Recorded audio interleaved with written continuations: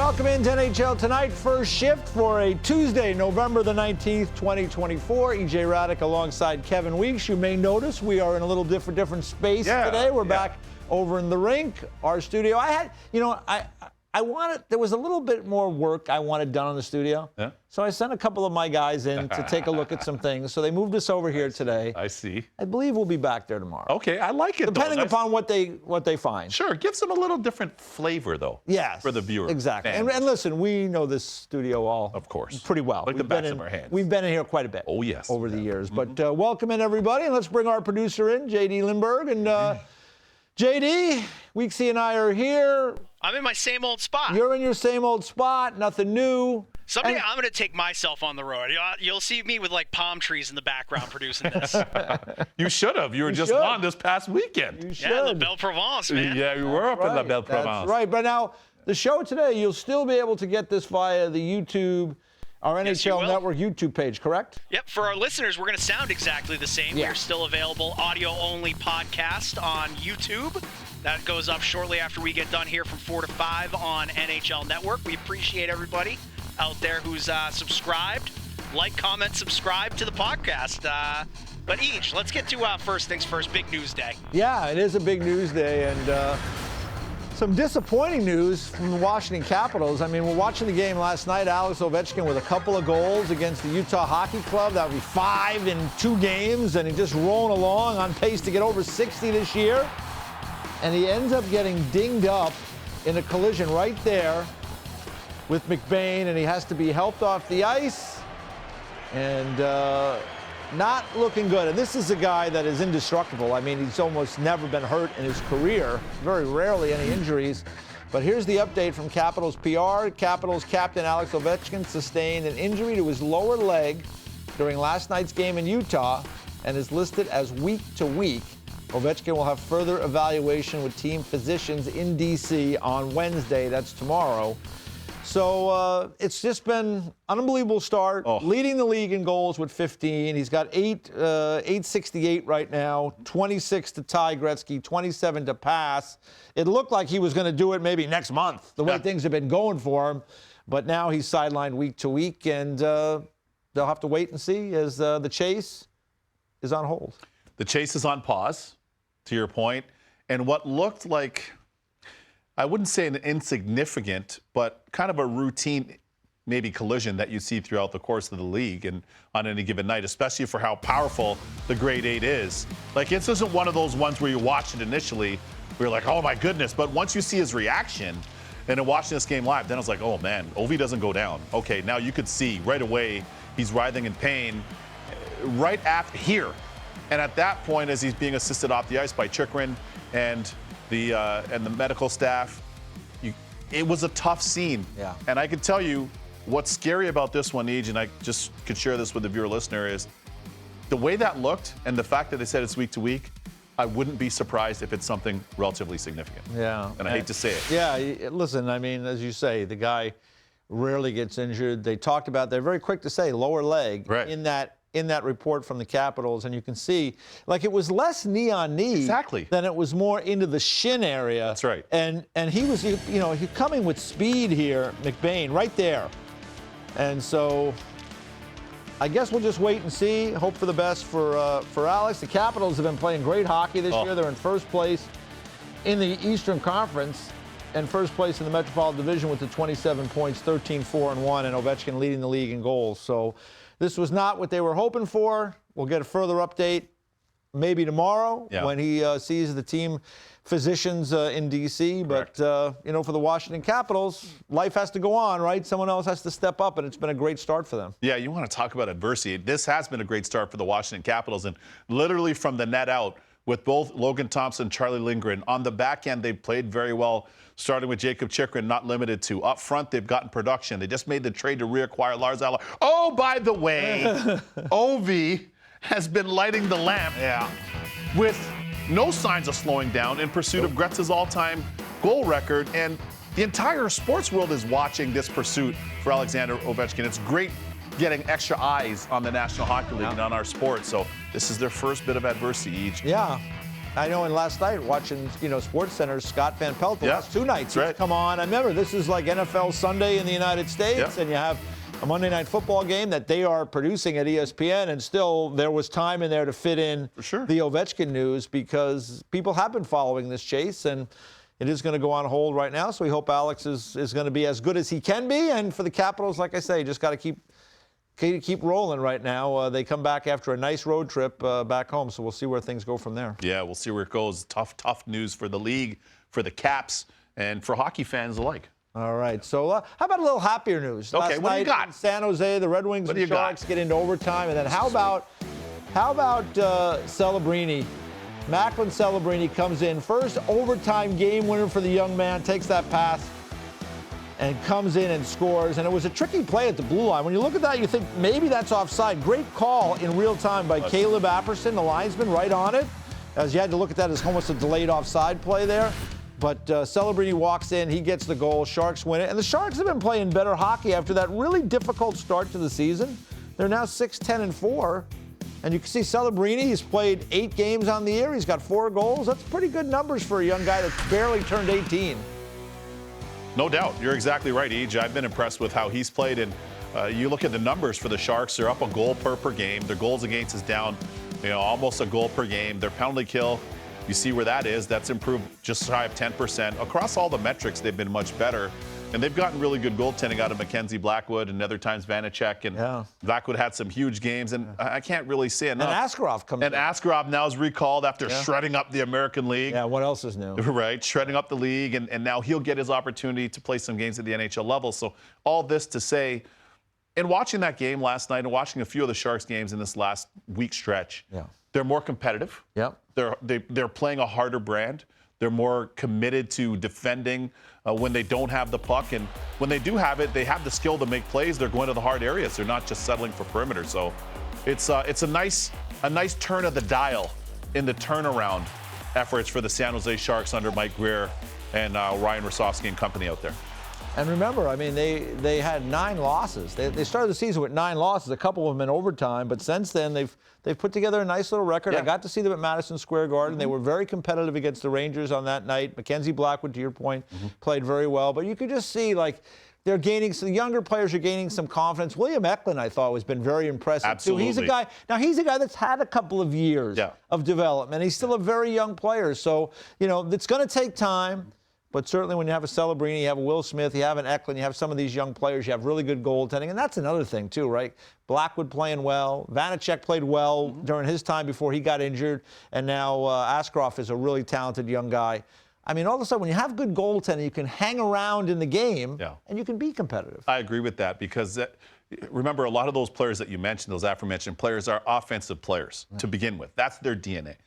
But when you're an offensive player, if you're not getting some saves, then all of a sudden your instincts kind of you kind of mute them a little bit. You're like, I got to play a safer game. Maybe we'll chip and chase more. Maybe I don't want to try that player one-on-one. Maybe I don't want to play to my skill set. I got to play a lot safer. And as a result of getting the saves, that allows them to play to their strengths, which is important. And I'd also say this too. I don't understand what happened, how they were able to get Jake Wallman. But to me, Jake Wallman and Seider were a really good pair in Detroit last year. Yep. They were their number one pair. They blocked shots. They did everything. And getting a guy like Wallman in this rotation as well for the Sharks on the back end, I think it kind of helps kind of elevate their blue line as well. Yeah, a guy that had some experience in the league, right? So that's important for the Sharks. So off to a good start. And congratulations to Macklin Celebrini, your first overtime game winner. Let's take a look at the schedule for Tuesday evening. We got 7 games on the docket. You got a couple at 7, Oilers and Sens, Lightning and Penguins, 8 o'clock, Wild and Blues in St. Louis. The Jets and Panthers, a rematch from Saturday night. The Panthers got the better of things in South Florida. Jets looking to return the favor tonight. Ducks and Blackhawks, 8:30 in Chicago. Islanders and Flames in Calgary at 9 Eastern. And then the Canucks and Rangers wrap it up 10 Eastern time out in Vancouver. And with that, here's a tweet from the Canucks. And it's about JT Miller. And he is going to be leaving the team. It's an indefinite leave for personal reasons. And you see there Patrick Alvey, the GM, talking about the idea of, listen, our sole focus is to make sure that JD knows that we are supporting him. But this is a big loss. And, it comes on the heels of JT Miller being benched the other night by the head coach, Rick Tocchet. We hope that JT Miller is fine, and there's a lot of different reasons why someone needs to step away. So we don't know what they are in the case of JT Miller. So the first and foremost, we care about the players and their health and safety. So JT, hope everything is good with you. But this is a hit for the Vancouver Canucks to be without one of their best players. JT Miller really, even once he got to Tampa, but since going out to the Pacific Northwest, he's really flourished to become a star player and an all-star and a bit of a power forward as well. Not that he fights all the time per se, but if there's one guy in that roster that fits the mold of He's a horse. It's him. He's a horse. He can fly, he can shoot. To me, he's going to be on Team USA and Four Nations Cup. I don't know how he's not, but just shy of a 100-point guy, brings it every night, plays both ways, plays hard, a hard brand. So this is tough news for the Canucks, and hopefully the news isn't as tough for JT Miller and his family. Yeah. We wish them all the best in whatever the ailment is for them at this point in time. Yeah, let's hope that everything's going to be okay with the Miller family. They get the Rangers tonight. Rangers coming off a 2-0 victory in Seattle the other night. Jonathan Quick just keeps rolling up the wins, right? It's going to be, I believe, the first American to get to 400 wins, right? He'll get the Kit Kat. Crazy. He'll be the first American goalie in league history. And when you think of so many of the great American goalies, from the great Mike Richter, the great Tom Barrasso, among others, Ryan Miller, some others that I can mention, for what Jonathan Quick's doing, it's been historic. And by the way, the oldest NHL goalie to record back-to-back shutouts in league history as well, having shut out Detroit, Egan, now doing likewise the other night against Seattle. It's been a good start for Jonathan Quick, and of course he in that secondary role behind Igor Shesterkin. And to get back to the Canucks, it's been an interesting year. They go on the road, they've had 7 road games, 6-1, play really well. Playing at home, 3-4-3, and Rick Tocchet talked about it the other night. Like after a particularly unimpressive effort, like 2 or 3 games back, he talked about the fans. He felt bad. They pay so much money to come to the game. We got to be better. We were light. He kept using the word light over and over again, which is never good to hear from a head coach, particularly a head coach like Rick Tocchet, who played a very heavy type of game. So, what do you make of that? I mean, we talk about that all the time, home and road. You played in the league. You were probably on teams that for some reason were good at home, not as good on the road, maybe good on the road, not as good at home. Do you have any idea why the Canucks, who have a pretty good team, would just not be playing that well at home? Sometimes when you play at home, you can be guilty of trying to put on a little bit too much of a show, not suggesting that that's the case with them.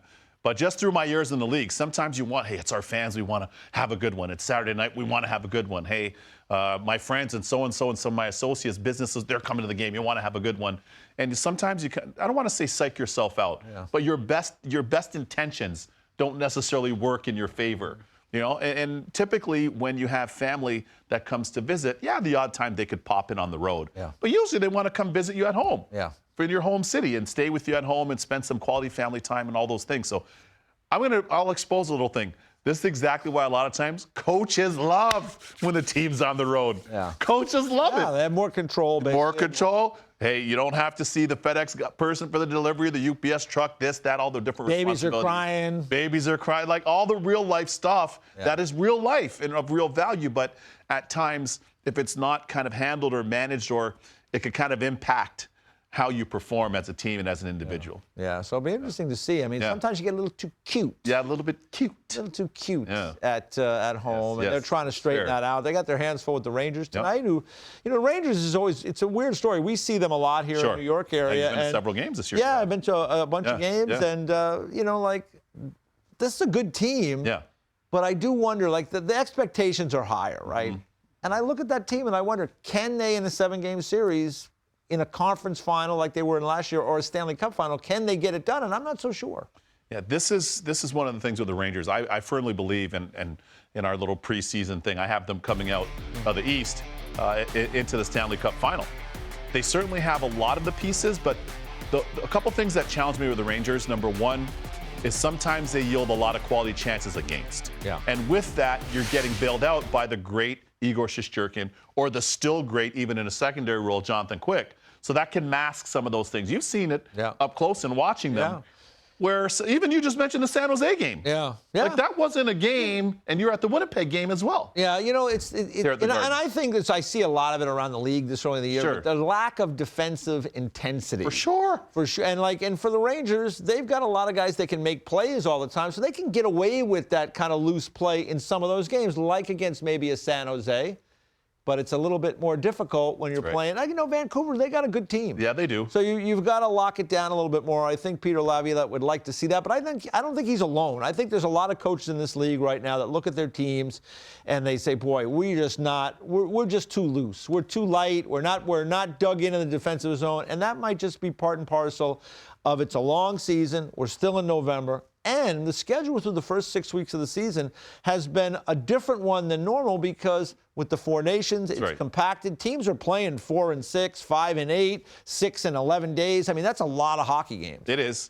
The challenge that a lot of the coaches see it, and probably we see this as well, having worked all these Stanley Cup final that you and I do, and we have, there's a certain recipe that it's going to take to get there. Yeah. And every year that's been proven out. Yeah. Every year. It doesn't matter if you were the Hawks when they had the dynasty. Doesn't matter if you're the Kings when they won too. The Penguins when they had their dynasty. It doesn't matter. The Florida Panthers now, the Tampa Bay Lightning with theirs. Those things are in place. Yeah. We see them. They're non-negotiables. They're non-negotiables. Yeah. You're getting a key block shot at the time you need it. You're getting a great penalty kill at the time you need it. You're getting a 10-bell save from your goalie. Guys are back-checking. They're boxing out in front of the net. They're doing a lot of the blue-collar stuff that sometimes doesn't feel as frilly. Yeah. It's not going to make I know what you mean. It's not going to make the highlight reels per se, but those are the things, as you know, come Stanley Cup playoff time, that's when it gets turned up, and those things are of indescribable value. Yeah, Rangers, though, they did get a little bit of good news. You got a tweet here from Larry Brooks talking about Filipino. He did not suffer a concussion. This was during the game against the Sharks. He had a collision with one of his own teammates, Keandre Miller. Did not suffer a concussion, will join the Rangers in Calgary, according to sources that have told the Post. Says he's been examined by specialists, considered day-to-day, and may not jump right back into the lineup. I think they're being careful with Filipino because we know the story from last year when he missed a long stretch of the regular season. In fact, we thought he was shut down for the regular season and playoffs. And then mysteriously, as the playoffs came around the corner, he showed back up in the locker room, and he eventually got to play again. He's such a talented player. I was at that game against San Jose before he got hurt. I was thinking in my head, I was like, I like this third line with Kakko and Cooley, and I like the way he's playing. And then he gets into that, has that collision with a teammate, and then he's out. So let's hope that Filipino's going to be okay because this guy's got a lot of ability. Yeah, he's got a lot of talent. Filipino is one of those players where, again, a higher-end offensive player that can see it, that can make the play, that's not afraid to hold on to pucks, that could draw defenses to him and kick pucks out. He can finish himself, too. So a really skilled third-line player. For a team like the Rangers, they have him slotted there, but a very skilled third-line player. Maybe on some teams he might even be a 2. Yeah. But more importantly, we hope that he's okay.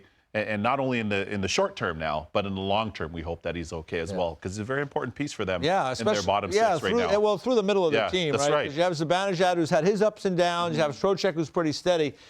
If Hito's playing really well, that makes that trio better. Yeah. If he's out, now it's more, they're thinned out a little bit more, a little bit more difficult. Let's give you a little update on Auston Matthews because he's been out of the lineup for a while. Here's a word from Chris Johnston up there north of the border. Auston Matthews is currently in Munich receiving treatment from a doctor he's worked with in the past and is being accompanied by a team physician. The Leafs say there's not been a setback or a change in his status, so we're still waiting to see where Matthews is going to be. I mean, we've seen in the past in different sports, Kobe Bryant, I think, went over to Germany. Yeah, and got a lot of guys do go over there and try to, I think in football, Christian McCaffrey went over to Germany recently to get some, rehab done and get some diagnosis of an issue that he had, and he's come back and now playing for the San Francisco 49ers. So we'll see how this plays out for Auston Matthews. I mean, the Leafs are hoping to get him back sooner than later, but let's face it, you got to err on the side of caution because it'll be much more important for Matthews to be playing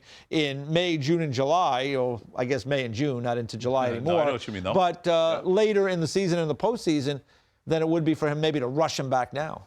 Yeah, and you don't want to leave any stone unturned. And I think this is where things have kind of trended, and I like where they're trending in that you're trying to be as innovative as possible. If you look way up north in Edmonton, up in Alberta, I just spoke to their general manager, rather their team president, Jeff Jackson, a couple of weeks ago in Nashville, and he says, hey, Connor leaves no stone unturned. Yeah. And that's part of why he's returned as quickly as he has. Yeah. So you have to be innovative, look for every different modality, every different rehabilitative technique that can maybe give you a little bit of an edge and accelerate your recovery. So I guess that's the good news. They're doing that with Austin Matthews. Yeah. He's doing that, and that's good news as far as that part's concerned. Yeah, so Austin Matthews, keep an eye on that one, but hopefully everything goes well, and hopefully he doesn't have to stop at the Frankfurt airport. Because you and I have had that experience, and it can be... Don't try that on one knee. It can be a little dicey. Don't try that with one Yeah, no, knee. one leg you can't do it. Don't All try right, it. when we come back, got a lot of games on the docket tonight. We got a good one with the Florida Panthers and the Winnipeg Jets.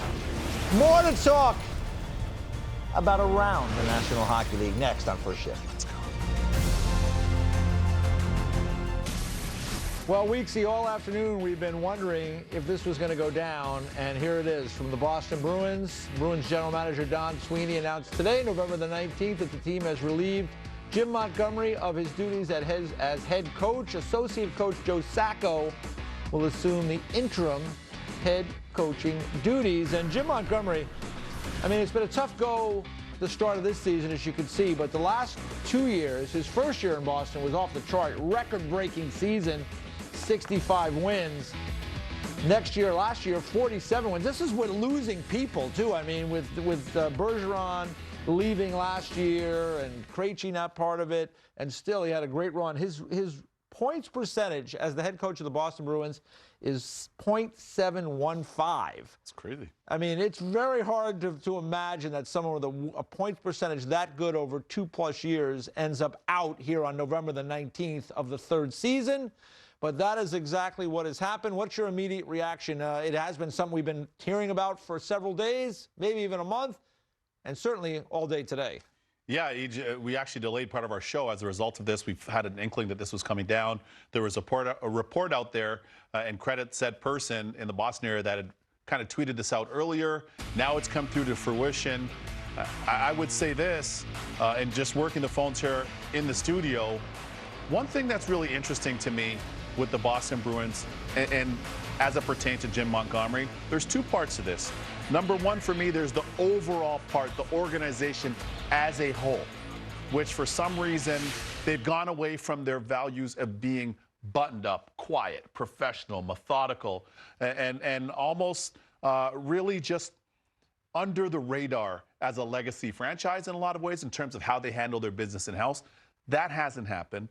Number two, then you've seen some of that stuff play out publicly, some of the commentary, some of the scrums, some of the other press conferences, and some of that are just uncharacteristic of the Boston Bruins. And of course, some of the players have underperformed. You put all that in the hopper, and I think that's what led us to where we are today. But I would be remiss if I didn't say this. Ever since the Boston Bruins were dispatched by the Florida Panthers, I've said this in the studio numerous times, in that Game 7, although they've played good hockey since, and you just pointed out the points percentage, things just seemed unsettled in Boston for whatever reason. So I'm curious to see with this move, Joe Sacco, their longtime, who's a native Bostonian too, long time, he's been very loyal to the organization. He gets the opportunity now on an interim basis. They got my man Jay Leach there. They've got Kelly there. They've got my man Mougenel and other guys in the American League.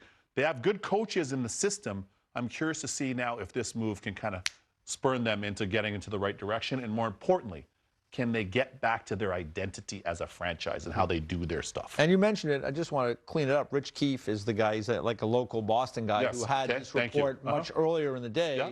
And we all were kind of waiting and seeing. We were waiting for the official word from the Boston Bruins, as we do, and we did get it. You know, there was a little back and forth on the bench last night, once again, with Jim Montgomery and Brad Marchand. It's the second time this year that has gone on. You can see this is last night behind the bench, and this is during a game where they're losing to the Columbus Blue Jackets. You can see Marchand kind of tapping the C on his jersey there.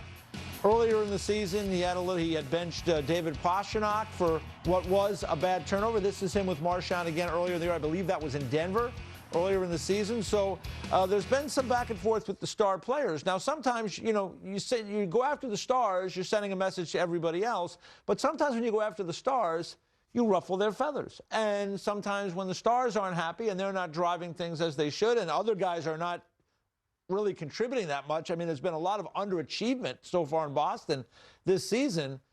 That can work against you. I've talked to guys who coach this league who've won Stanley Cups, who've been really, really high-end coaches, and I asked them about, dealing with that, and they said to me, you can only go down that road once. You can't really start going down that road too often, especially in this day and age, and, that might be part of it as well. Who else are you going to tap? Yeah. Jason Tatum from the Celtics, who just won. Yeah. You're going to take Jaylen Brown, who was an MVP from the Celtics, who they just won. Yeah. At this point, if it's those guys, Pastrnak and Marchand, those are two of the faces of the franchise. We know that, of course. Charlie McAvoy would be in that, kind of in the neighborhood, and Jeremy Swayman. But ultimately, this is kind of the fallout of those things. And the biggest challenge that I have, too, and I come back to this, is perhaps, in the heat of the moment, the game's going on. Everybody's intense. Yeah. So let me be fair. And I've been on a bench for over in an NHL ice for over 1,000 games pro, between being in the minors and being in the NHL. I can tell you, it's hot down there at ice level. Yes, it is. And it's intense. So I'm going to give that its space. But at the same time, we've now got cameras everywhere. We've got mics everywhere. And ultimately, when you capture those things several times, and this isn't 1997 when I broke in the league type year, or 99 or 2000. These are different times now. Yeah. And it's a different league and it's a different world. And that's my point about when you're poking those stars a lot. I mean, listen, it's your job. You're the head coach. You need to get guys to perform. But when you go down that road, you have to be careful, I guess, is the message I've gotten from coaches that have, again, very successful guys in the league, that you have to be aware of that. So maybe that played into it. At the end of the day, when I look at this team, and I just did their game on Saturday against the St. Louis Blues, and you go through the year with different players, I mean, it's been a struggle. They just go out and get Elias Lindholm. They had coveted him for a while now, right? He's going to come in and be a really big piece of the center ice they have there. He's gone 17 games now without a goal. So that's underachievement big time for a guy who's going to be on your team for 7 years times $7.75 million against the cap moving forward. That's right. Charlie Coyle, career year last year. He scored last night in the 5-1 loss against Columbus, but he's not getting much. It's his fourth goal. I think he has 5 points. Morgan Geekie, not nearly as good as last year. No James Van Riemsdyk either. That was he was a helpful player last year. He's gone. Yeah. I mean, like the guys that played very well for them last year and helped drive the bus, those guys are all, to a man, underachieving this year. So at the end of the day, Jim Montgomery's the guy who pays the price, and maybe there was some ruffling behind the scenes there. But at the end of the day, whoever comes in, Sacco on the short term maybe, if they go out and get somebody else and bring a higher profile guy, an experienced guy in, the bottom line is these guys have to play better. I mean, if Lindholm is scoring at a clip of 1 goal or 2 goals every 20 games, I mean, they're not going very far. And, we also got to mention Jeremy Swayman, who didn't get signed till late in the process this year, came in late. But look at his numbers, .884 save percentage so far this year. He hasn't been very good. So, and this is a team without one of their best players on defense right now out of the lineup, Hampus Lindholm. So look at that, worst goal differential. I mean, the Boston Bruins have stayed near the top of things, Weeksy, for a long time, despite losing some pieces along the way. Maybe they're just reaching a stage now where it's going to be much harder because they don't have the guys, playing at that level. I mean, even Marchand, who's still a really good player, this guy's got a lot of miles on him in his career. Pastrnak is just one guy. McAvoy probably could be better as well. I mean, this is a team that has not performed well this year, coach or no coach. These guys got to start playing better. I'll go back to something that I learned from the great Lou Lamoriello, playing for him for the Devils, and watching and hearing from the guys I played for before I did. Yeah. But playing for him, let's keep our house in order. Yeah. Let's keep our house in order. I used to see in the dressing room up the road at Meadowlands. Yeah. I didn't it was tough. It's tough to get anything out of that legacy group that was the Devils at the time of his tenure. It's tough to get anything out of the Islanders now in their great UBS arena now with Lou running the show there.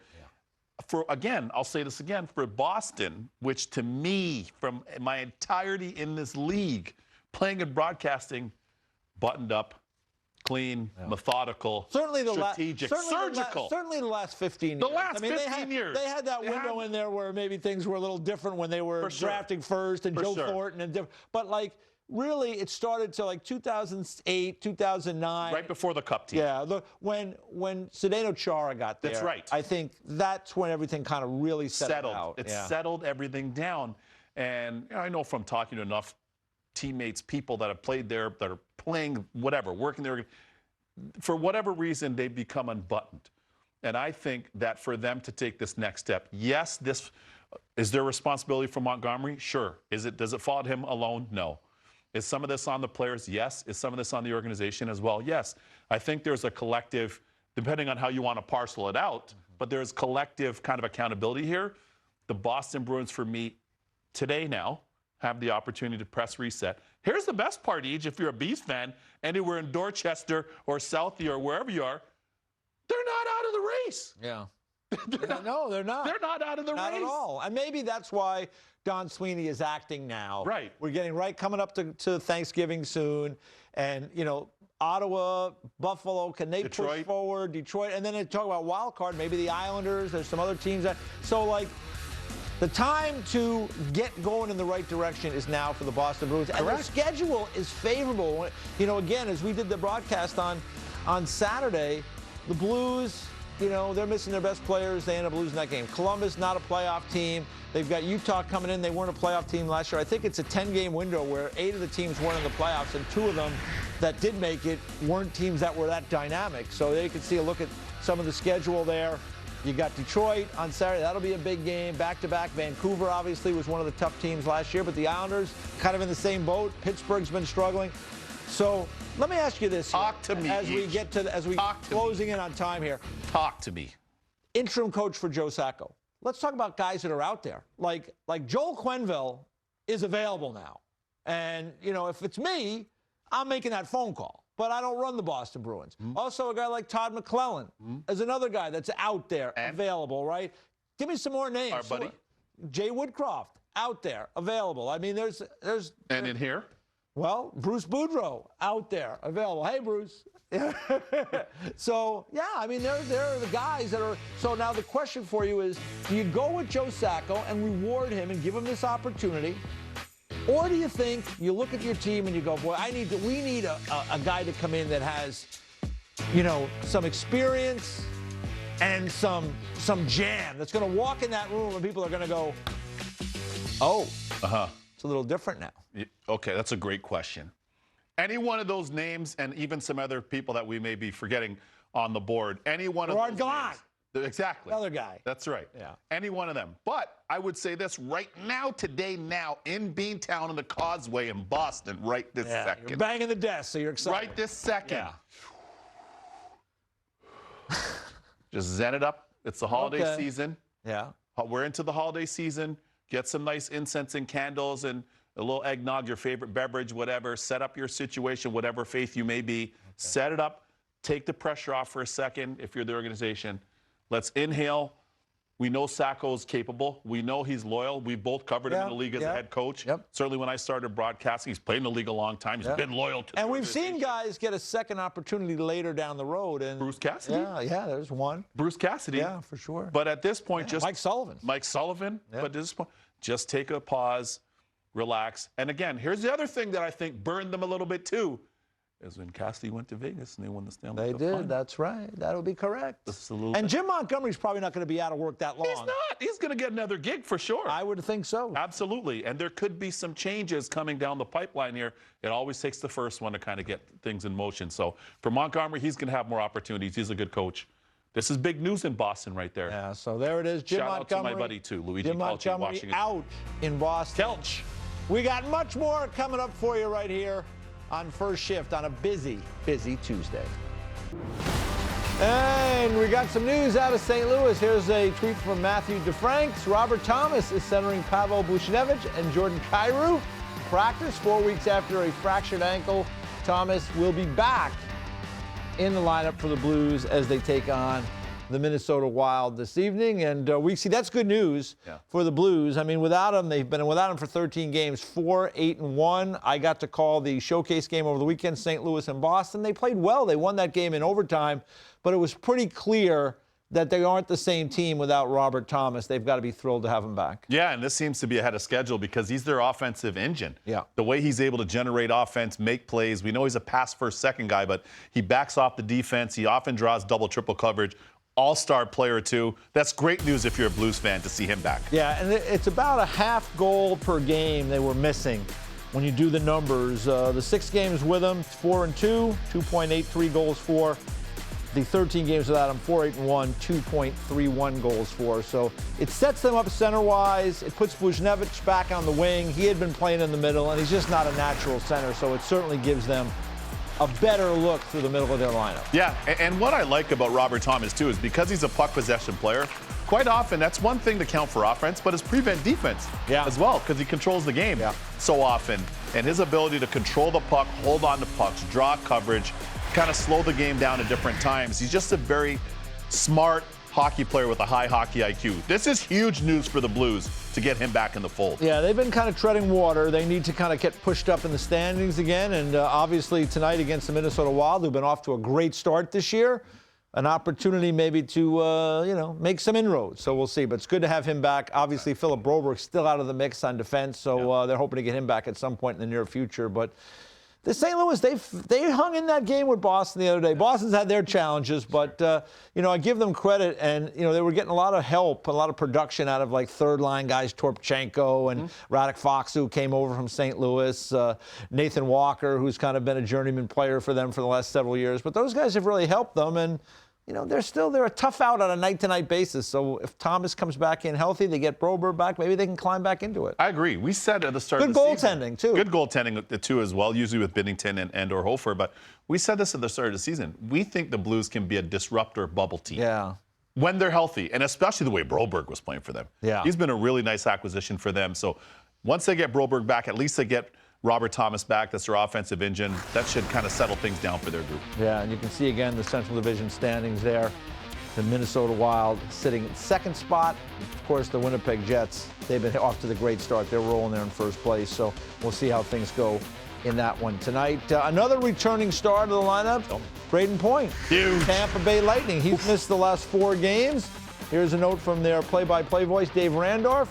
Brayden Point taking top-line rushes this morning in Pittsburgh. Looks like he is back after missing the 4 games with an LBI lower body injury. So, the Tampa Bay Lightning still have been a good team this year. You look at them, they're sitting in third place, 9-6-1 in their division. But this lineup looks a lot better when Brayden Point is at the top of things in the middle. Yeah, Brayden Point is a Swiss Army knife offensive player. He can play at changes of pace from slow it down to speed. He has that escapability with that kind of separation. He's got great lateral agility, and he's the best bumper player in the league for me right now. His ability in the middle on that power play, it's very lethal. Quick touches, he's a give-and-go guy, he's a possession guy, he can play without the puck, on the puck. I love Brayden Point's game. This is a big one for the Tampa Bay Lightning and John Cooper. Yeah, they got back. They did well with him out. It was 2-1-1 in that 4-game stretch. So they were doing okay without him, but certainly want to get him back. And then also tonight in Pittsburgh, Jake Gensel coming back to Pittsburgh. Yeah. Now, he has made an appearance there before. He came back with Carolina last year, but now he shows up now in another uniform with the Tampa Bay Lightning. He's fit in, I think, pretty seamlessly in Tampa. Yeah, I spoke to him last week, and Jake Gensel has been an immediate fit in Tampa. He has such high hockey IQ, and to me, when you can play with the likes of Sidney Crosby, that's one of the best players in the history of the game, and you're a really good line mate for Sidney Crosby, you can play with anyone. Because their hockey IQ is not going to be higher than Sid's. No. That's for sure. So understanding how to place yourself, what tempo to play at, where to kind of create space for your line mates, where to create space for yourself, make yourself an option offensively, and finish when you get the chance. All those things kind of go into Jake Gensel.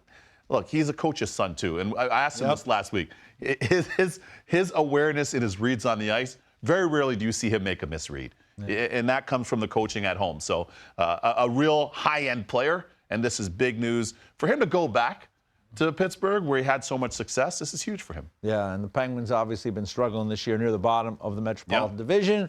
They need the points. I'm sure they wish that Brayden Point would take another night off. That's not the case. He'll be in the lineup for the Bolts tonight against the Penguins. When we come back, more of First Shift. We got plenty for you still to come, so stay with us. Weeksy's here. Let's go. Let's go, Weeksy. Let's go. More First Shift coming up.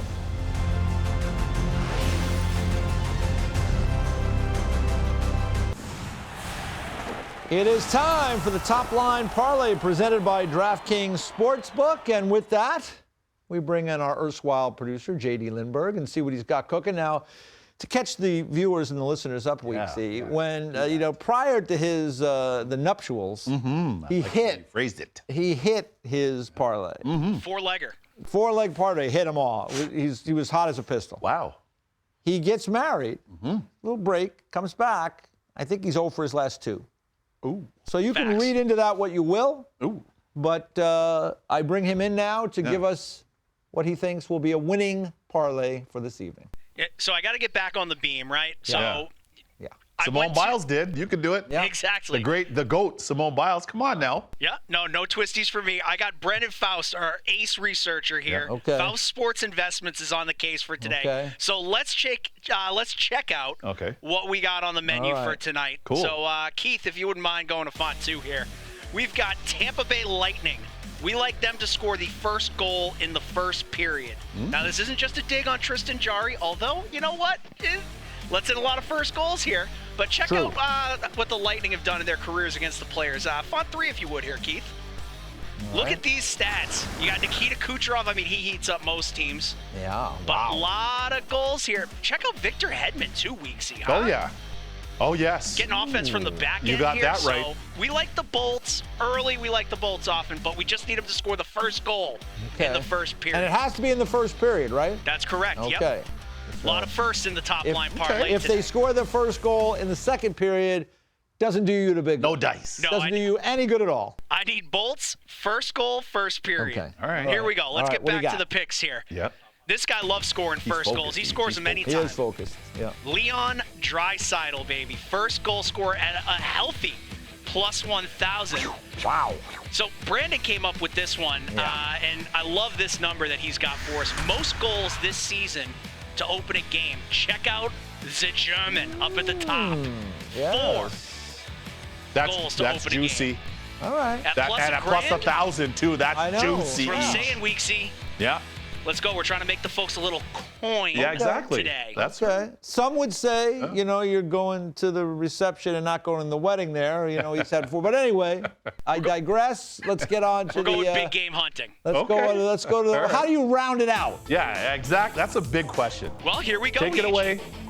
We're going with the Isles and the Flames, so a little late night, so we'll keep everybody interested. First period under a goal and a half. So we just need one or fewer goals in that first period. Come on, Varley. Come on, Wolfie. Check out these stats, though. Again, Okay. Brandon Faust bringing the numbers today. Okay. Their first period stats. These teams don't score a lot, especially the Flames. Wow. Oh, And you know what? The Islanders, they do kind of give it up a little bit. I'm nervous about that, but the Flames, they also lock it down. Okay. So we just need fewer than 2 goals there. Okay. I mean, let's face All it. right. The big play in all this really is the Draisaitl scoring first, right? I mean, at plus Yes. 1,000. That's That the brings juice. the whole boat in. If you can get that one, I think you got a shot at the other two, right? Agreed. I agree with that. Yeah. I mean, that's the Exactly. moon shot. That's his moon shot that Yeah. he's going for there. Yeah. Everything else, I like your way how do you round it out Yeah. with the last one, which he did. Okay, we'll see what happens up there, Calgary and the Islanders. Maybe your guy with the Wolfman, Dustin Wolf. Oh! It's been good. 31% very good.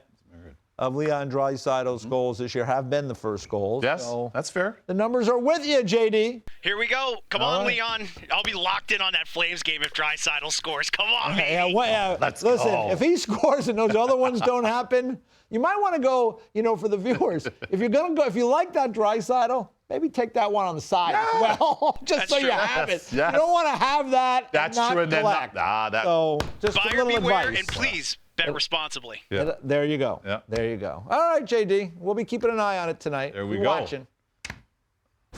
All right. You're out of here, JD. All right. How about there's Leon Draisaitl right there? How about the Oilers? They're taking on the Senators tonight. Can they get back on track? We'll talk about that next on First Shift. DraftKings Sportsbook is an official sports betting partner of the NHL. And this week, new customers can bet $5 and pocket $150 in bonus bets if your bet wins. Download the app and use promo code FLY when you sign up. DraftKings Sportsbook. The crown is yours.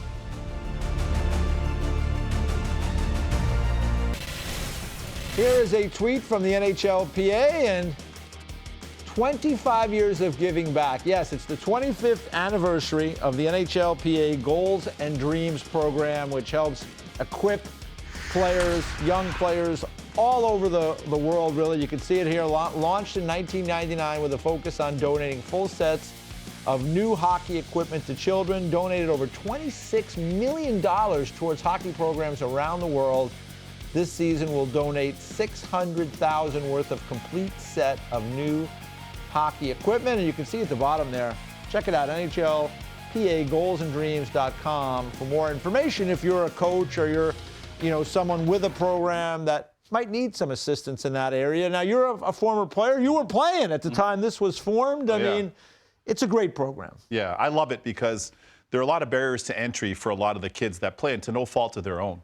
And for a lot of the kids, depending on what your circumstance is in terms of where you're born, where you live, the realities of what that looks like, whether you have a mom, dad, siblings, grandparents, other people as caretakers, what that looks like, access to ice, access to gear. Those aren't things that kids have to figure out themselves, or nor should they have to. Yeah. And that's what I loved about this, Goals and Dreams, and props to them for now in their silver anniversary. I think it's amazing. I've done several. Myself and Glenn Metropolit did a few years ago back home in Toronto, did a few different donations in partnership with the Goals and Dreams to have a lot of young kids that otherwise wouldn't have that opportunity to have access to the game. I'll tell you what.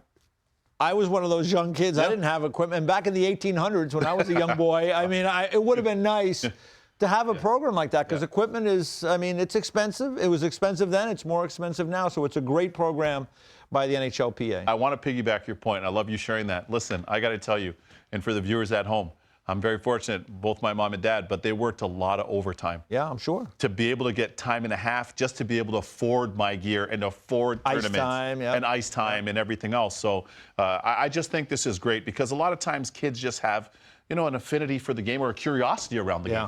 And they want to play, and sometimes the cards aren't lined up in their favor to support them. So that's what I love about the Goals and Dreams initiative. I think it's amazing. So great work by the NHLPA. Congratulations on 25 years. Here's to another 25 years of just great work in all the different communities in the hockey world around the globe. Well, Weeksy, that's it for us today. Yeah, man. We'll go back to our little space tomorrow. Oh, okay, already? I mean, it's nice to be back here, but I want to go home. Okay, they're going to punt us, but that's all right. I agree. That's our All right, we'll see you tomorrow. Take care. Have a good night.